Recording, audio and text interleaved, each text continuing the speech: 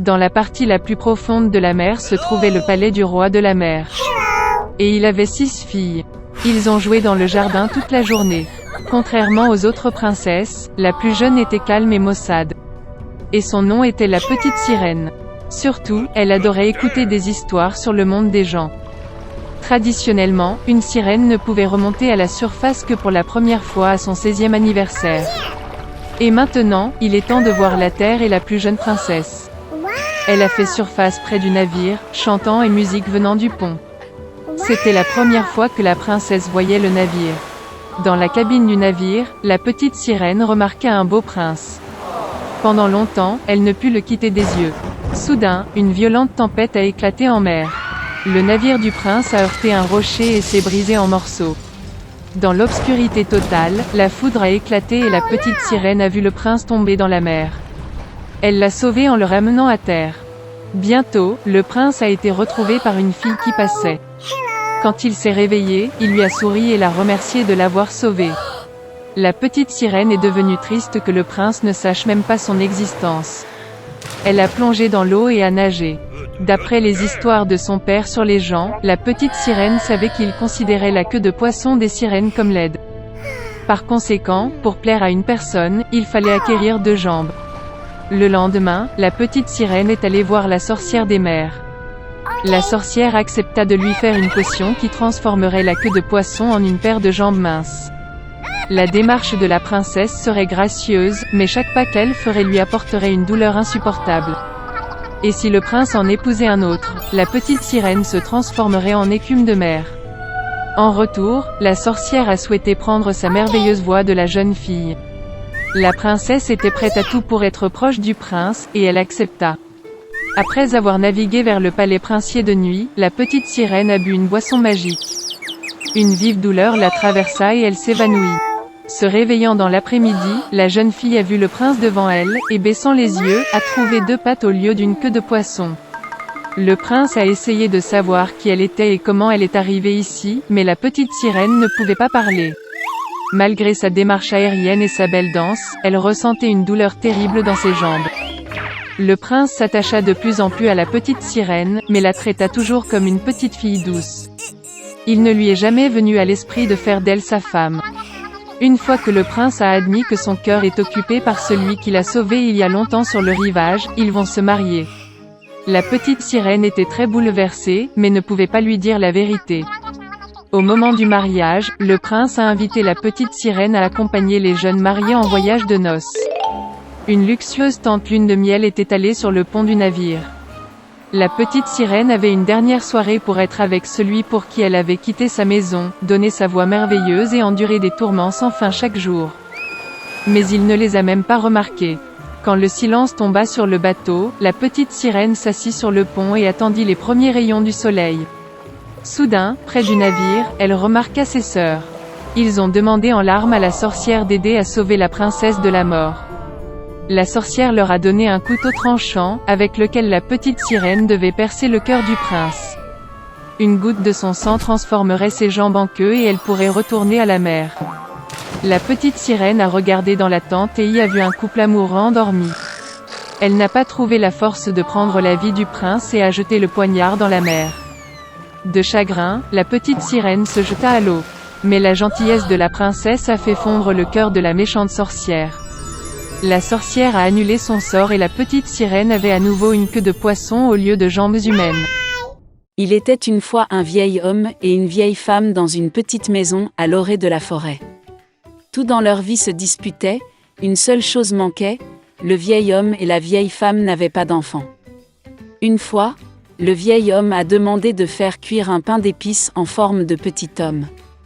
La vieille femme a regardé dans la grange, et il n'y avait presque plus de farine.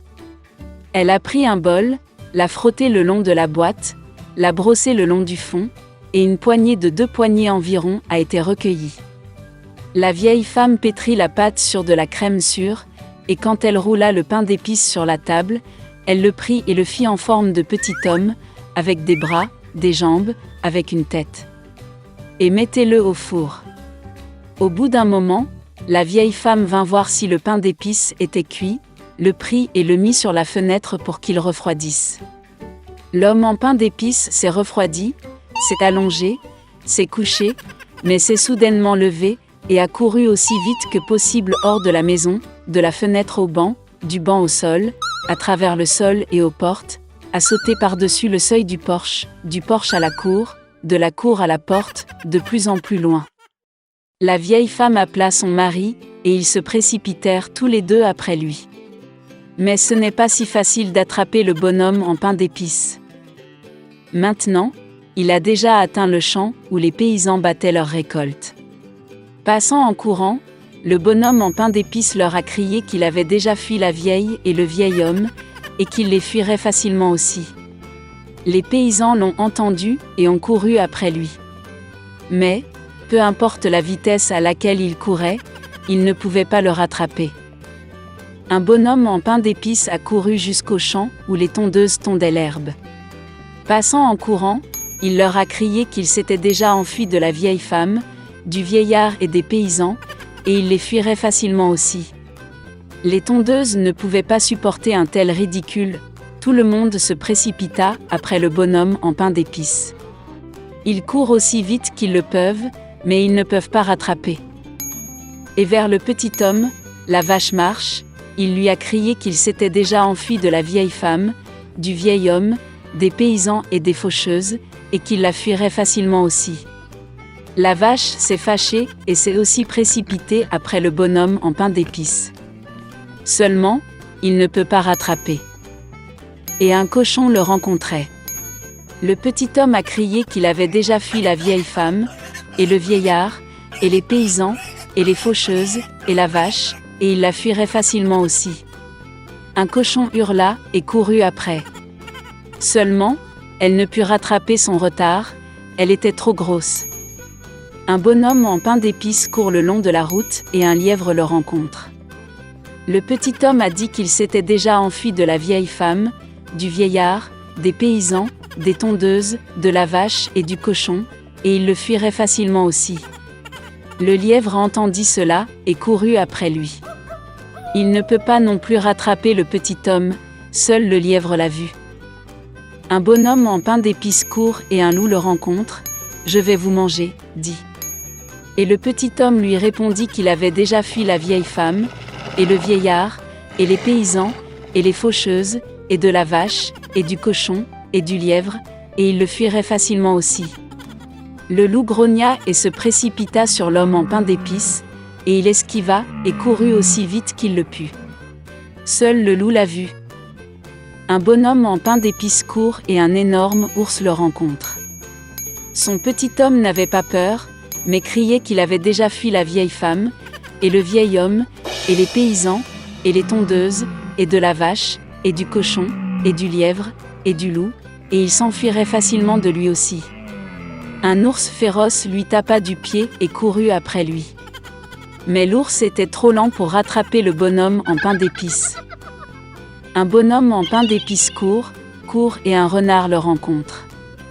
Le renard était très rusé, mais le petit homme ne le savait pas. C'est pourquoi, par habitude, il se mit à crier qu'il avait déjà fui la vieille femme, et le vieillard, et les paysans, et les faucheuses, et de la vache, et du cochon, et du lièvre, et du loup, et de l'ours, ce qui signifie il la fuira facilement aussi.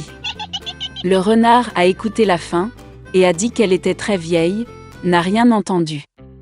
Elle s'approcha du petit homme et lui demanda de le répéter.